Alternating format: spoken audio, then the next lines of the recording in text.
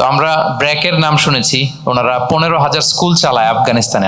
আমাদের research team আমাদেরকে জানালো। উই অ্যাপ্রিসিয়েট, চমৎকার কাজ।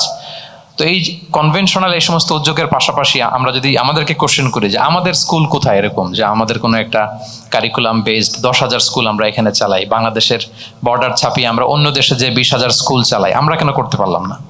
এটা কিন্তু অনেক বড় একটা কোশ্চেন আমাদের প্রতি। আপনারা ইতিমধ্যে শুনেছেন যে হাসানা ফাউন্ডেশন আমরা শিক্ষা নিয়ে কাজ করি, একটু একটু করে বিভিন্ন প্রজেক্ট আমরা পরিচালনা করছি।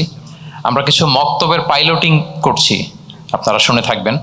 আমরা চাই যে হারিয়ে যাওয়া আমাদের যে মক্তবের সংস্কৃতি, এটাকে ফিরিয়ে আনতে। আমরা ছোটবেলায় আগে আমাদের মসজিদগুলোতে, শহরে কিংবা গ্রামে, কোরআনের তেলাওয়াতে, বিভিন্ন দোয়া তেলাওয়াত মানে উচ্চারণে মুখরিত থাকতো আমাদের মসজিদগুলো। কিন্তু নানা কারণে এগুলো এখন থেমে যাচ্ছে, বন্ধ হয়ে যাচ্ছে, চুপসে যাচ্ছে। আমরা চাচ্ছি এটাকে আবার রিভাইভ করতে।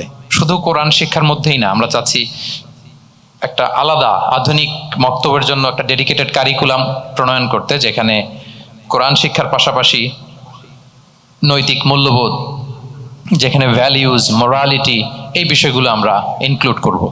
তো আমরা যে পাইলট প্রজেক্টগুলো করছি, সেখান থেকে আমরা আমাদের অভিজ্ঞতাকে কাজে লাগিয়ে, দেশের বিজ্ঞ প্রাজ্ঞ স্কলারদের অভিজ্ঞতাকে কাজে লাগিয়ে আমরা এই মক্তব, হাসানা মক্তব আমাদের ড্রিম প্রজেক্ট। তো আমরা ব্র্যাকের নাম শুনেছি, ওনারা 15,000 স্কুল চালায় আফগানিস্তানে। আমাদের রিসার্চ টিম আমাদেরকে জানালো। উই অ্যাপ্রিসিয়েট, চমৎকার কাজ। তো এই কনভেনশনাল এই সমস্ত উদ্যোগের পাশাপাশি আমরা যদি আমাদেরকে কোশ্চেন করি যে আমাদের স্কুল কোথায়, এরকম যে আমাদের কোনো একটা কারিকুলাম বেসড 10,000 স্কুল আমরা এখানে চালাই, বাংলাদেশের বর্ডার ছাপিয়ে আমরা অন্য দেশে যে 20,000 স্কুল চালাই, আমরা কেন করতে পারলাম না? এটা কিন্তু অনেক বড় একটা কোশ্চেন আমাদের প্রতি। তো আমরা চাচ্ছি চমৎকার একটা কারিকুলাম ডেভেলপ করতে, এবং সেটার আলোকে আমাদের নিজস্ব স্থাপনায় হাসানা ভোরের পাঠশালা নামে আমরা এই মক্তব প্রজেক্ট চালু করব, এবং একই ইনফ্রাস্ট্রাকচারে বাংলাদেশের যে কোনো জেলায়, থানায় বা গ্রামে দেখলেই যেন বোঝা যায় বা চেনা যায় এটা হাসানার মক্তব প্রজেক্ট। পাশাপাশি আপনারা শুনেছেন, এবং খুব সম্ভবত আমাদের ভিডিও ডকুমেন্টারিতেও ছিল, যে সুবিধাবঞ্চিত শিক্ষার্থীদের হাতে শিক্ষা উপকরণ পৌঁছে দেওয়ার একটা প্রজেক্ট আমাদের চলমান আছে। আমরা বগুড়াতে, দিনাজপুরে, বাগেরহাটে 3টি জেলায় 3টি প্রজেক্ট করেছি। আরও একটি জেলাতে আমাদের প্রজেক্ট চলমান আছে। এমন এমন প্রত্যন্ত জায়গা এবং শিক্ষা প্রতিষ্ঠান আমরা বাছাই করেছি, তারা স্কুলের অভাবে অনেক শিক্ষার্থী তাদের প্রতিষ্ঠানে যেতে চায় না, কলম নেই, খাতা নেই। তো পুরো 1 বছর যাতে তারা নির্বিঘ্নে পড়াশোনা চালিয়ে যেতে পারে, তাদের হাতে আমরা শিক্ষা উপকরণ তুলে দিয়েছি। এই প্রজেক্টগুলো আমাদের চলমান আছে। আমাদের কিছু প্রশিক্ষণ কর্মশালা চলমান আছে, কিছু আমরা করেছি। আমাদের ডক্টর মুফতি ইউসুফ সুলতান ভাইয়ের কাছে শুনেছেন, ওনাদের যেহেতু ইসলামিক ব্যাংকিং, ইসলামী শরিয়াতে এক্সপার্টিস আছে, ওনাদের সাথে মিলে আমরা আরও চমৎকার কিছু কোর্স অফার করব, যেগুলো আমরা তৈরি করছি। এবং শিক্ষা প্রতিষ্ঠানের ব্যাপারে আপনারা শুনেছেন, আমাদের ডক্টর মহিউদ্দিন ভাই খুব বলেছেন যে মক্তব এবং শিক্ষা প্রতিষ্ঠান এটা খুব বেশি দরকার। তো আমরাও আমাদের একেবারে ড্রিম প্রজেক্ট, এগুলো আমাদের ফ্ল্যাগশিপ প্রজেক্ট। আমরা শিক্ষা প্রতিষ্ঠানের জন্য currently we are preparing the model and curriculum.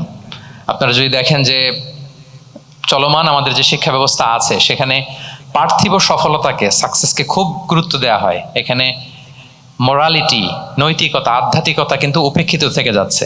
এর ফলাফল কি আমাদের সমাজে, এটা আমাদের কাছে ক্লিয়ার, যে ছেলে মেয়ে খুব শিক্ষিত কিন্তু তাদের বিহেভিয়ার, তাদের দ্বারা সমাজে কি কি হচ্ছে, অনেক ইনসিডেন্ট পত্রপত্রিকায় আসে, আমরা দেখি, আমরা কষ্ট পাই।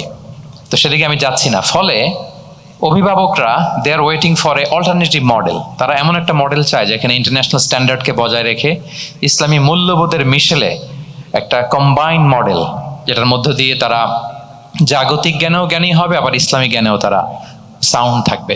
তো এরকম একটি মডেল বা কারিকুলাম আমরা ডেভেলপ করছি। আমরা একটু সময় নিচ্ছি, আমরা প্রস্তুতি নিচ্ছি, খুব শীঘ্রই আপনারা এটার অ্যানাউন্সমেন্ট শুনতে পাবেন। এবং শিক্ষা ব্যবস্থার সংস্কারের উপর শীঘ্রই আমরা একটা রাউন্ড টেবিল ডিসকাশনের প্রিপারেশন নিচ্ছি, সেটাও আমরা অ্যানাউন্স করব। এই রাউন্ড টেবিলের মধ্য দিয়ে আসলে আমাদের এডুকেশন সিস্টেমের কোন কোন জায়গাতে কোন কোন সমস্যাগুলো আছে, এবং সেখানে হাসানা ফাউন্ডেশন কিভাবে কন্ট্রিবিউট করতে পারে, বা আমাদের তৈরি করা মডেল বা কারিকুলাম কিভাবে সেখানে কন্ট্রিবিউট করতে পারে, সেগুলো আমরা তুলে ধরবার চেষ্টা করবো ইনশাআল্লাহ। আমাদের একটা কোরআন সামিট করার ইচ্ছা আছে অনেক বড় পরিসরে। আমাদের হাসানা লার্নিং এর কাজ চলছে, আপনারা অচিরেই শুনবেন। এবং জেনারেল ব্যাকগ্রাউন্ডের শিক্ষার্থী যারা আছে তাদের জন্য অনেক সুন্দর সুন্দর কিছু তারবিয়া প্রোগ্রামেরও ডিজাইন আমরা করছি।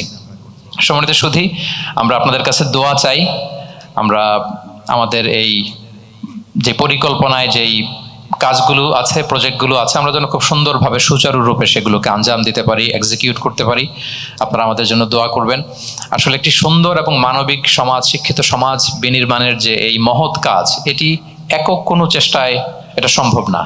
আমরা আমাদের এই কাজে, আমাদের জার্নিতে আপনাদের মতো বিজ্ঞ, প্রাজ্ঞ, শিক্ষানুরাগী, শিক্ষাবিদ, দাতা, আপনাদেরকে আমরা আমাদের পাশে চাই। আমরা চাই আমরা একসাথে আমাদের বাংলাদেশের শিক্ষার মান উন্নয়ন একসাথে কাজ করবো ইনশাআল্লাহ বিইذনিল্লাহ।